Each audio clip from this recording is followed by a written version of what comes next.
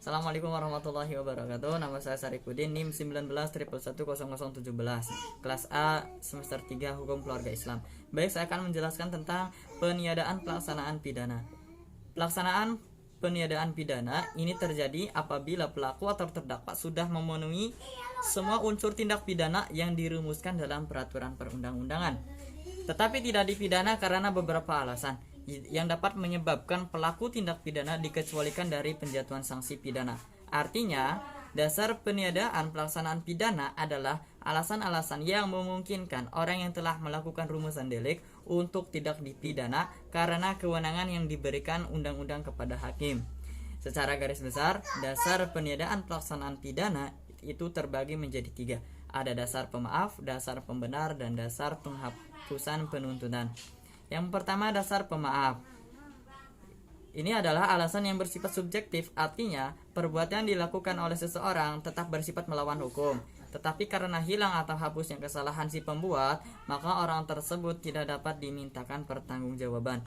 Dari perspektif putusan hakim, apabila tidak terdapat kesalahan pada diri pelaku, maka akan dibuat putusan lepas. Syarat-syarat dasar pemaaf dalam KUHP itu ada 3. Yang pertama, ketidakmampuan bertanggung jawab diatur dalam pasal 44 ayat 1 Kitab Undang-Undang Hukum Pidana. Dalam hal ini, ketidakcakapan tersebut terjadi karena 2 hal, yakni adanya pertumbuhan yang tidak sempurna dari akalnya dan adanya kondisi kecacatan jiwa karena penyakit. Yang kedua, pembelaan terpaksa yang melampaui batas atau yang disebut dengan overmatch diatur dalam pasal 48 KUHP dan dibagi menjadi 2, ada daya paksa arti sempit dan daya paksa karena keadaan darurat. Yang ketiga yaitu menjalankan perintah yang tidak sah dengan itikat baik, pasal 51 ayat 2 KUHP. Yang kedua yaitu dasar pembenar, yaitu alasan yang bersifat objektif dan melekat pada perbuatannya atau hal-hal lain di luar batin si pembuat. Alasan yang menghapuskan sifat melawan hukumnya perbuatan sehingga apa yang dilakukan oleh terdakwa menjadi perbuatan yang patut dan benar.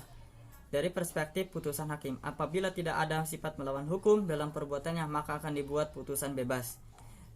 Syarat-syarat dasar pembenar dalam KUHP, yang pertama itu adanya keadaan darurat yang diatur dalam pasal 48 KUHP. Hal ini merupakan suatu keadaan darurat yang membuat seseorang dalam keadaan bahaya, sehingga untuk melawan bahaya itu, seseorang terpaksa melanggar kepentingan hukum orang lain. Adapun pertentangan yang terjadi adalah pertentangan antara kepentingan hukum, pertentangan antara kewajiban hukum, dan pertentangan antara kepentingan hukum dan kewajiban hukum. Yang kedua, adanya bela paksa atau nudwer yang diatur dalam pasal 49 ayat 1 KUHP.